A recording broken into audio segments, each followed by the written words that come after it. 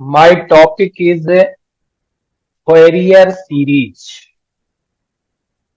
What are the Fourier series? What is the meaning of Fourier series?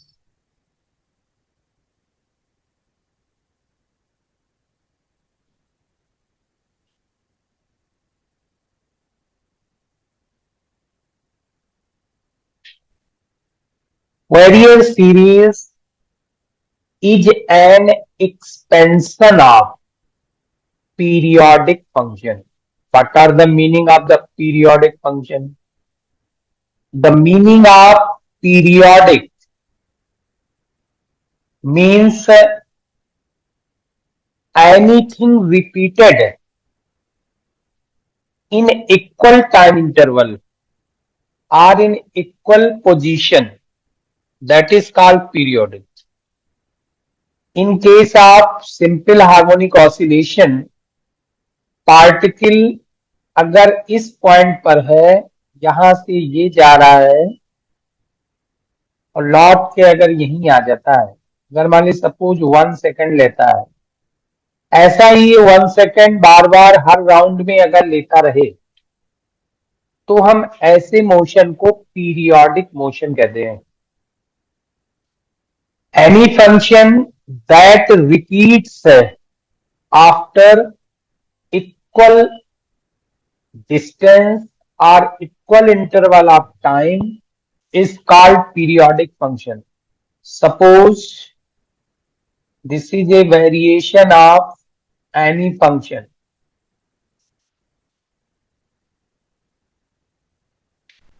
After this, it will repeat it.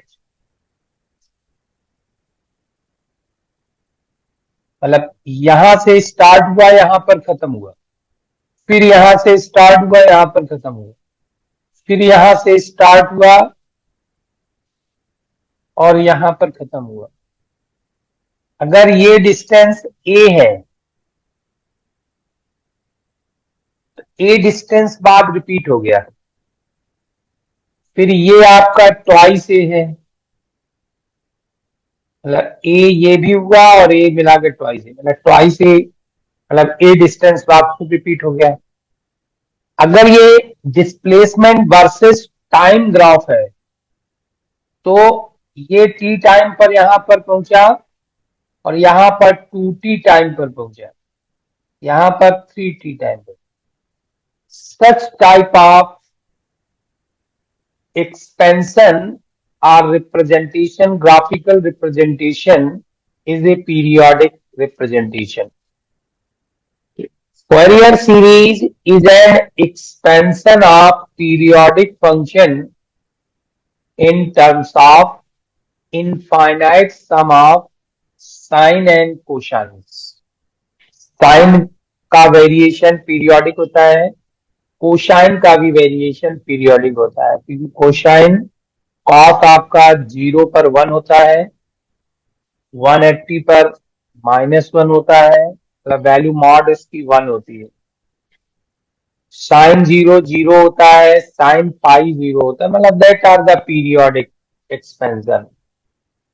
Fourier series makes use of orthogonality relationship of sine and cosine function. Sine पर value जहां maximum होगी, cos पर value वहां पर minimum होगी, मतलब orthogonality relation होता है. साइन 0 0 होता है, कॉस 0 1 होता है, मतलब ऑर्थोगोनलिटी रिलेशन देता है साइन और कोसाइन फंक्शन का.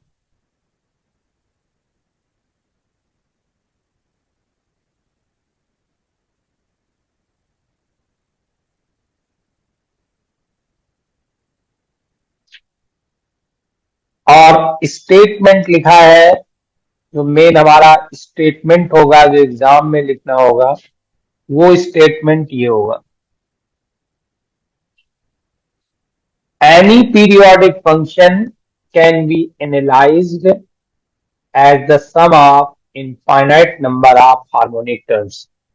मतलब this is a periodic function and this is a constant term plus this is the infinite number of periodic terms. and this is another infinite number of periodic terms. Orthogonality relation between this and this. This series is known as Fourier series. Our given function can be analyzed as the sum of infinite number of harmonic terms whose frequencies are integral multiple of frequencies of periodic function. Suppose इस periodic function की frequency 50 है, तो ये जो component होगा एक 50 का hertz का होगा, एक 100 का होगा, एक 150 हर्ट्ज का होगा, 200 का होगा, 250 का होगा, मतलब integral multiple of frequency of given function. बिल्कुल सेम कॉस में भी वही होगा. मतलब this is a one series and this is a one, मतलब this is a cos and this is a sin, but combined expression is called Fourier series.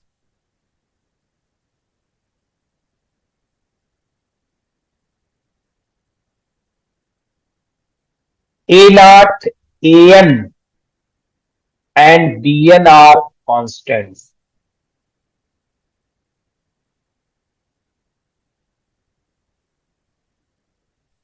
कोई भी function आपको अगर गिवन होगा तो ये पता होगा कि ये मेरा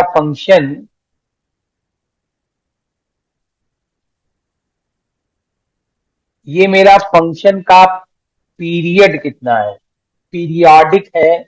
मान लीजिए 0 से t पीरियड है, 0 to t है, -t to +t है पीरियड. कुछ मेरे ऐसे फंक्शन चलते हैं जैसे ये एक्सिस है तो यहां से चले ऐसे. तो इस प्रकार से इसका क्या पीरियड है, ये फंक्शन का पीरियड अपना गिवन होगा. तो जनरली हम -π टू +π x की वैल्यू मान के चलते हैं. प्लस x का चेंज जनरली -π टू +π लेके चलते हैं, लेकिन कोई जरूरी नहीं कि सदैव -π से +π है.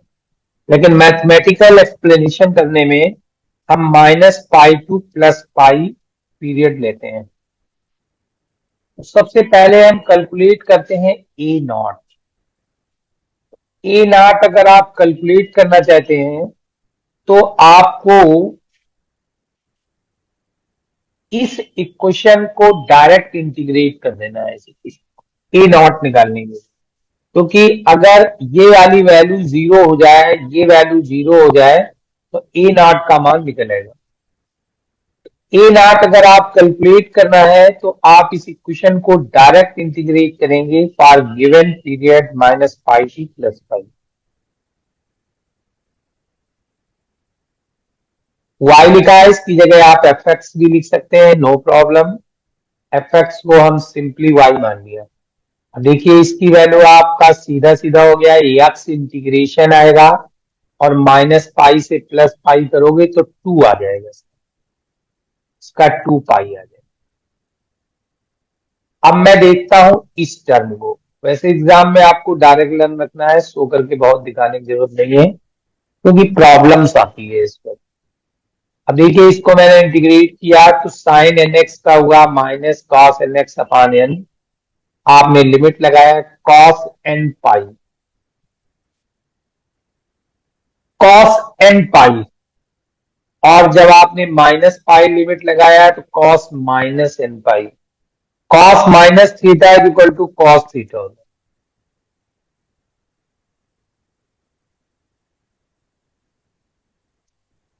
इस प्रकार से ये वैल्यू 0 है. अब आप इसको लेके चलिए cos nx को. cos nx का sin nx अपॉन n आ जाएगा.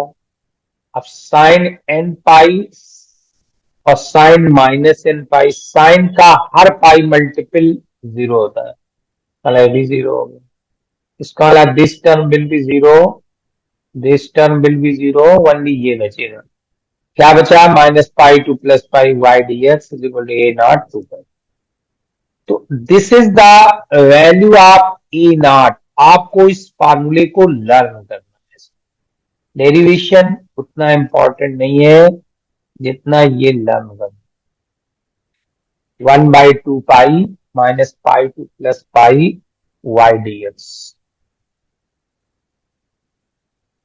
इंटीग्रेशन में पढ़ाया जाता है कि अगर कोई भी इंटीग्रेशन जैसे 0 से t और कोई एक टर्म लिखा है और upon upper limit minus lower limit, इसको माइनस करके अगर डिवाइड किया जाए तो ये हमारा एवरेज का फॉर्मूला हो जाता है, एवरेज। इसका मतलब ये y के एवरेज को रिप्रेजेंट कर रहा है, the average value of y।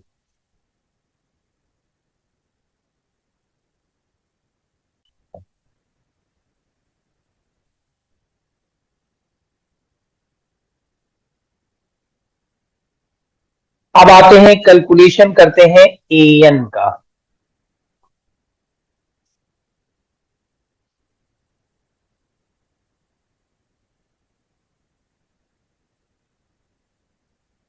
an calculation करना है तुमको। an अगर कैलकुलेट करेंगे तो मुझे ये चाहिए, ये अब 0 नहीं होना चाहिए और ये 0 हो जाए और ये 0 हो जाए। अगर आपको इंटीग्रेशन पता है कि अगर कहीं ये साइन स्क्वायर nx बन जाए, अब इसका इंटीग्रेशन 0 नहीं होगा क्योंकि साइन स्क्वायर nx की वैल्यू 1 माइनस कॉस 2 थीटा में कन्वर्ट हो जाती है। 1 माइनस कॉस 2 nx/2। तो कॉस तो 0 हो जाएगा लेकिन 1 बच जाएगा। कॉस का तो जब इंटीग्रल करोगे तो साइन में आएगा, लिमिट लगाओगे 0 हो जाएगा। लेकिन ये जो 1 बच गया, 1 का इंटीग्रेशन यक्स आएगा, इसकी वैल्यू आएगी। तो अगर आप an साइन nx है और an डिटरमाइन करना चाहते हैं तो आपको साइन nx का मल्टीप्लाई करना पड़ेगा पूरी इक्वेशन में, तो आपको an की वैल्यू निकल आएगी। और जब आप bn कैलकुलेट करना चाहेंगे तो आपको cos nx का मल्टीप्लाई करना पड़ेगा और इसकी वैल्यू निकल आएगी। एक्चुअली क्या है कि जब आप ये एक्सपेंशन लिखते हो, ये इस एक्सपेंशन में ये कोई जरूरी नहीं है कि काश आप थर्ड पर ही मानो। काश आप चाहो तो यहां मत ले लीजिए इस जगह, और साइन आप यहां ले लीजिए, नो प्रॉब्लम। लेकिन फिर आपको an भी उसी आधार पर आएगा। जैसे मान लीजिए आपने यहाँ कॉस ले लिया, आपसे गलती हुई, आपने an cos nx ले लिया और bn sin nx ले लिया। क्योंकि आपको फार्मूले लर्न करने होते हैं, ड्राइव तो करना नहीं होता है। तो अब जब आप an निकालोगे, an की वैल्यू याद करोगे तो उसके फार्मूले में cos nx आएगा। ये मैं कहना चाहता हूं, जैसे अभी कैलकुलेट किया है an, तो देखिए ये आया है साइन के पदों में, ये। और अगर आप an cos nx लिए होते तो an की वैल्यू cos के पदों में आती पूरा, क्योंकि कैलकुलेशन तो करोगे नहीं इसको एग्जाम में, आपको तो फॉर्मूले लर्न करना पड़ेगा। लेकिन ये कैलकुलेशन आता है तो उसके लिए आप अलग क्वेश्चन पढ़ोगे।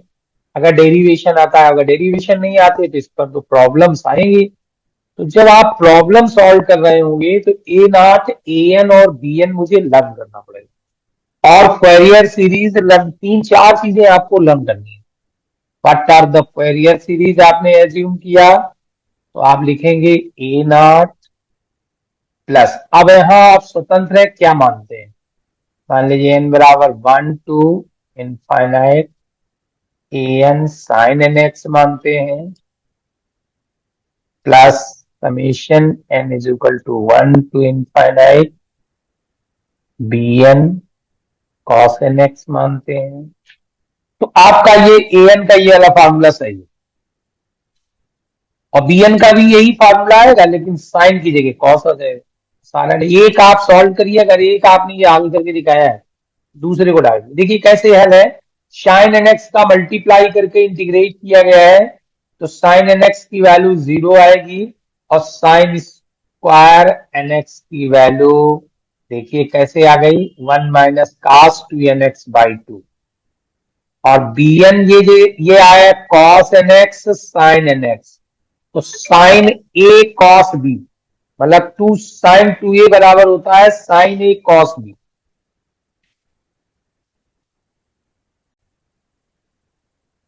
तो ये लिखा है sin nx cos nx, तो आप लिखोगे sin 2nx बाई 2, क्योंकि 2 का मल्टीप्लाई करोगे तो 2 sin a cos b upon 2 आ जाएगा, तो उसको लिख देंगे sin 2nx by 2। sin 2nx की वैल्यू भी 0 आएगी, cos 2nx आ जाएगा और उसकी लिमिट लगा दोगे तो इसकी वैल्यू 0 है। केवल आपका 1 जो है इसकी की वैल्यू x है, इसकी वैल्यू 2 पाई, और ये जैसे एग्जाम में आप कर रहे हो तो आप इसको डायरेक्ट ले सकते हो, कितना आएगा ना शो करके दिखाइए, minus pi to plus pi sine square n x dx equal to कितना आ रहा है, पाई, पाई आ रहा है। बहुत तो टिपिकल नहीं, चेक कर सकते। और bn मैंने डायरेक्ट लिख दिया है, similarly bn is equal to 1 by pi minus pi to plus pi y cos nx dx।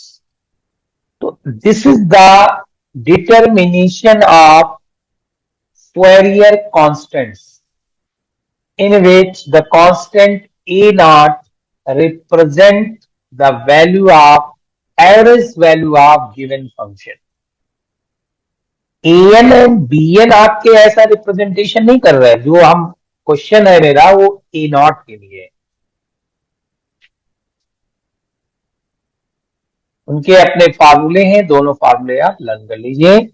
और मैंने आपको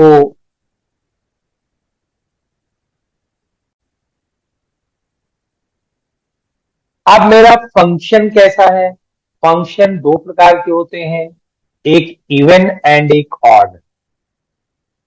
तो अगर हमारा फंक्शन इवन है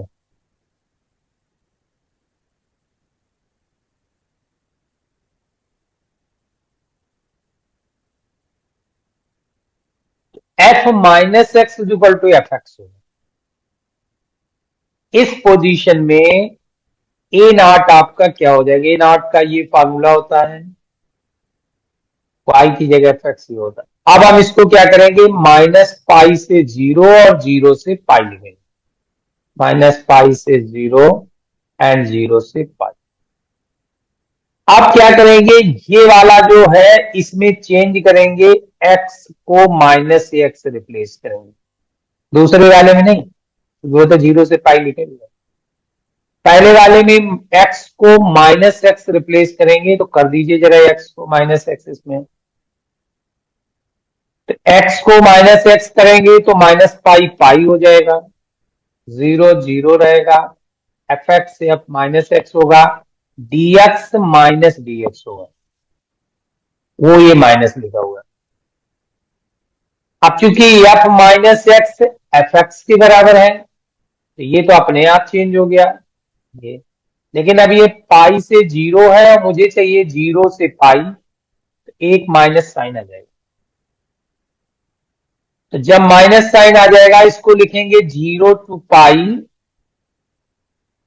एफ एक्स डी एक्स, तो ये 2 टाइम्स हो जाएगा। अल्टीमेटली ए नॉट की वैल्यू 1 by pi zero to pi f x d, अभी भी ये एवरेज रिप्रेजेंट कर रहा है, क्योंकि तो अब आपकी लिमिट हो गई जीरो टू पाई, तो पाई माइनस जीरो का डिवाइड किया गया है, अभी भी ये एवरेज को रिप्रेजेंट कर रहा है। आप देखते हैं n f x sine n x minus pi to zero और जीरो टू पाई, पहले वाले में एक्स की जगह माइनस एक्स रखिए तो क्या हो जाएगा, पाई से zero f minus x sine minus n x d x minus, इसमें नहीं कुछ करना आप। अब देखिए एफ माइनस एक्स तो एफ एक्स हो गया, no problem, sine minus theta minus sine theta minus आ गया, dx माइनस dx मतलब प्लस आ जाएगा, लेकिन मैंने लिमिट बदल दी, पाई से जीरो थी, जीरो से पाई, तो 3 बार माइनस हो गया, एक और 2 और ये जो लिमिट बदली हो, ये वैल्यू 0। अगर आपका इवन फंक्शन है तो an 0 होगा, लेकिन bn जब आप सॉल्व करोगे cos minus theta cos theta के बराबर हो जाता है, cos थीटा के बराबर हो जाता है, ये आपका 0 नहीं आएगा, ये डबल हो जाएगा, ये होगा। तो अगर कोई फंक्शन इवन फंक्शन है, जो भी प्रॉब्लम दी होगी इवन फंक्शन है, तो मुझे केवल bn निकालना है और a नॉट निकालना है, a नॉट और bn। मतलब हमारी सीरीज केवल कोसाइन होगी, ए नॉट को कांस्टेंट है, एवरेज वैल्यू देता है, प्लस bn आने का मतलब मेरी सीरीज कोसाइन सीरीज होगी। तो in case of even function our series is cosine series. Odd function f minus x is equal to minus f x. अब आप फिर वही करके देख लीजिए, ये किया, x को माइनस एक्स किया, ये वैल्यू 0 होगी, ए नॉट 0। लेकिन ऑड फंक्शन में an की वैल्यू 0 नहीं आएगी, an की वैल्यू आपकी ये आ जाएगी,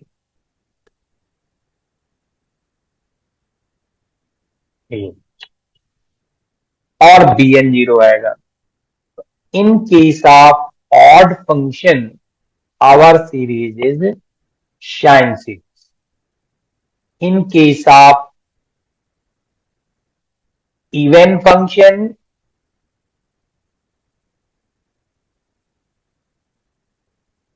series is cosine, odd function series is sine. अब ये ऑब्जेक्टिव क्वेश्चन हो गया जाकर के, और a naught represent the average value of the given periodic function. This is the complete lecture of fundamental of Fourier series for even and odd function, how it convert in cosine series form and sine series form.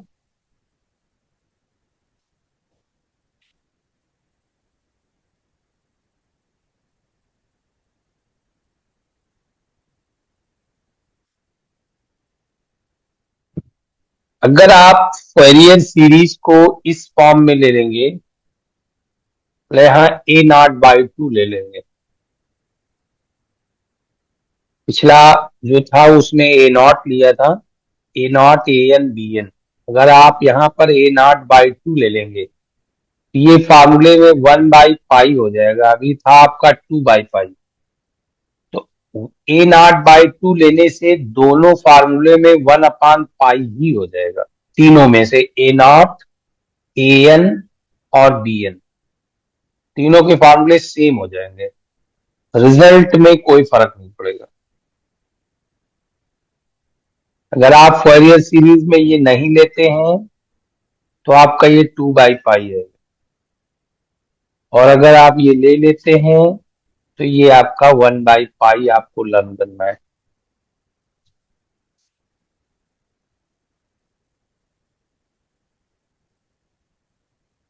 और अगर ए not by 2 लेंगे तो even function के लिए ए naught की value 2/पाई आएगी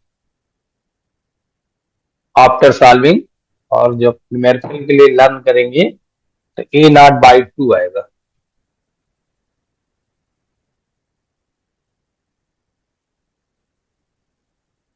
A N 0 आएगा, B N की वैल्यू 2/पाई आएगी, ऑड के लिए भी 2/। This is the end of my 2-day lecture.